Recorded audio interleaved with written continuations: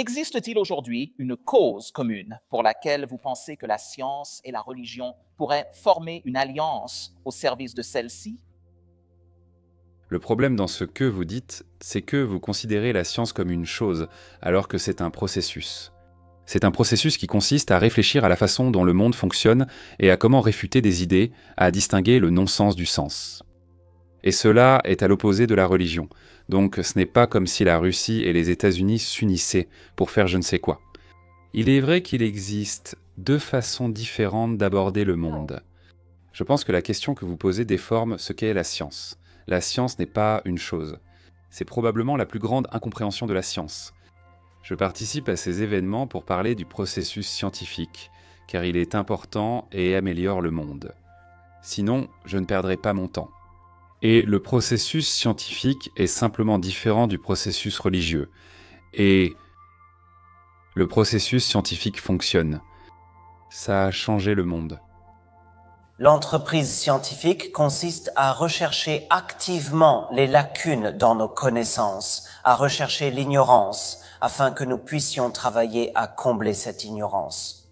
Mais la religion nous enseigne à nous contenter de ne pas vraiment comprendre chacune de ces questions difficiles qui se posent. La science propose d'agir, tandis que la religion attribue cela à Dieu et estime inutile d'intervenir. C'est Dieu qui l'a fait. C'est aussi simple que ça. Nous n'avons aucune force motrice qui nous pousse à essayer de comprendre. La religion étouffe l'impulsion de comprendre parce qu'elle fournit une explication facile, évidente, apparente, même si, comme nous le verrons plus tard dans la soirée, ce n'est pas vraiment une explication. Et cela empêche de poursuivre le travail sur le problème. Maintenant, la science ne sait pas tout. La science a cette grande qualité, reconnaître ce que nous ignorons et chercher à réduire cette ignorance. C'est un travail difficile. Nous ne nous dérobons pas en disant « Oh, eh bien, si on tombe sur un problème difficile, c'est que la magie l'a fait ou que Dieu l'a fait. » Non, nous ne disons pas cela. Nous disons « D'accord, c'est un problème à résoudre, peut-être pas ce siècle-ci. Il se peut qu'il soit résolu au siècle suivant ou à celui d'après. » Mais nous ne nous contentons pas de baisser les bras et d'abandonner en disant « Oh, eh bien, ça doit être de la magie parce que nous ne le comprenons pas encore. » Je prendrai Darwin comme modèle pour l'ensemble de la science. Parce qu'avant l'arrivée de Darwin, toute la vie, la complexité de la vie, la beauté de la vie, l'élégance de la vie, l'apparente conception de la vie, tout cela ressemblait à de la magie. Tout le monde croyait que c'était magique, que Dieu l'avait fait. C'est si complexe et élégant. C'était vraiment le gros problème. C'était un problème bien plus important que celui de l'origine de la vie, que celui de l'origine du cosmos. Darwin a résolu ce problème. Tous les scientifiques le savent maintenant. Darwin a résolu ce problème. Et ce faisant, il nous a offert une sorte de parabole. N'envisage même pas d'abandonner. Parce que s'il n'y a jamais eu un moment où il aurait fallu abandonner, c'était bien dans le cas de la biologie. Parce que la biologie était vraiment un problème difficile, un problème ardu. Darwin l'a résolu. Il nous reste encore un ou deux problèmes, comme l'origine de la vie, du cosmos et des lois de la physique. Il y a sûrement ici des physiciens pouvant en citer d'autres. Darwin nous donne une leçon. Cela nous dit « N'abandonnez pas, car si Darwin a pu résoudre le problème vraiment difficile, qui était la vie, alors nous pouvons espérer que la science finira par résoudre les autres problèmes. » Et même si ce n'est pas le cas, même si la science ne résout jamais tous les problèmes, cela ne justifie en rien de dire « Oh, eh bien c'est la magie qui l'a fait ». On peut penser que les gens sont programmés à un certain niveau pour chercher des causes ou un dessein là où il n'y en a pas. Donc il y a des prédispositions naturelles qui sont ancrées en nous, et c'est justement ce que la science essaye de dépasser. Ces prédispositions naturelles à croire que les coïncidences sont significatives, à les vérifier, à observer, à vérifier son propre travail. En fait, la personne la plus facile à tromper, c'est soi-même. Et en tant que scientifique, je ne sais pas combien d'articles j'ai vu que des gens étaient sur le point de publier en disant « j'ai découvert quelque chose de merveilleux », mais s'ils sont assez rigoureux, ils vérifient et découvrent que ce n'était pas le cas. C'était un accident. Je pense donc que ce n'est pas déraisonnable, c'est humain.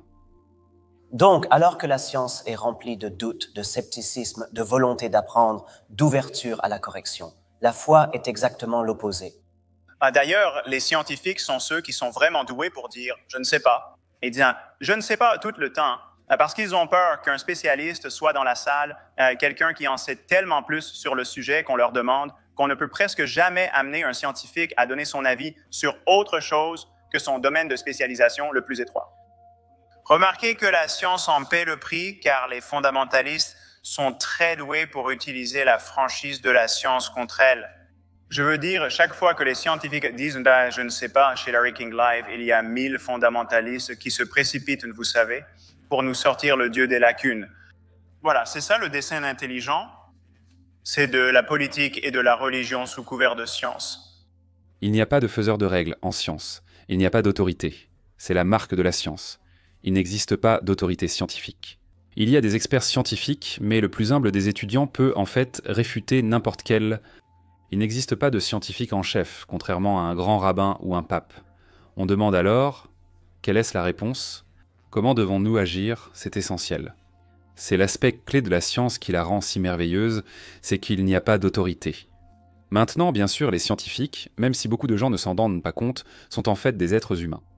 Et donc, ils ont tous les mêmes faiblesses que n'importe qui d'autre, et il y a des scientifiques qui abusent de leur science comme de tous les autres aspects de leur vie. Mais l'aspect clé, c'est qu'il n'y a pas de faiseur de règles.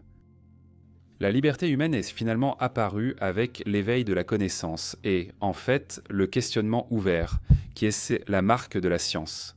La science se distingue car rien n'échappe au questionnement, même Dieu. En cessant, nous sacralisons certaines choses et les mettons hors de question. Nous nous rabaissons et nous cessons de réfléchir. Je pense que la majeure partie de l'histoire humaine, ainsi que la plupart des mythes et des religions, ont consisté à affiner notre compréhension des choses que nous ne pouvons pas contrôler. Donc, lorsque nos ancêtres étaient vraiment seuls et que l'idée de construire ou de cultiver n'existait pas encore, nous étions des chasseurs-cueilleurs, comme on dit. Les enfants regardaient les mères et les pères et demandaient pourquoi. Qu'est-ce qui pousse les feuilles à sortir des arbres ? C'est quelque chose qui dépasse notre contrôle. Je sais que si je ramasse une pierre, la pierre est ramassée. Quelle force pousse une feuille à sortir d'un arbre ? Cela revient chaque année. Quel est ce feu qui sort d'une montagne ? Quelle est cette eau qui tombe du ciel ? Ce sont des choses sur lesquelles nous n'avons aucun contrôle. Il est donc naturel que nos ancêtres leur aient attribué une personnalité, c'est ce que nous faisons d'abord. C'est autant de l'art et de la littérature que de la religion pour faire une histoire à partir de ces forces. Et donc, vous nommez un dieu de la montagne qui crache du feu. Vous nommez un dieu des nuages et du tonnerre. Vous avez un dieu de la nature et de la croissance, un autre de la décomposition, et vous faites des rituels. Et puis, petit à petit, vous commencez à les comprendre. Et chacun Chacun d'eux qui, vous comprenez, le dieu disparaît. nous remettons nos croyances en question chaque jour. C'est ainsi que fonctionne la science, contrairement à ce que pensent la plupart des gens. En réalité, en tant que scientifique, votre but en venant travailler chaque jour est de prouver que vos collègues ont tort. Il faut remettre en question nos croyances quotidiennement, c'est le principe de la science, qui n'admet pas d'idéologie. Et en fait, la raison pour laquelle la science a progressé et pas la théologie, la raison pour laquelle nous avons des caméras vidéo, de la lumière, de la médecine, que nous pouvons améliorer nos vies, nourrir plus de gens et vivre plus longtemps et en meilleure santé, c'est parce que la science évolue. La force de la science réside dans l'absence de vérité absolue. Nous obligeons notre façon de voir la réalité à dépendre des preuves de la réalité.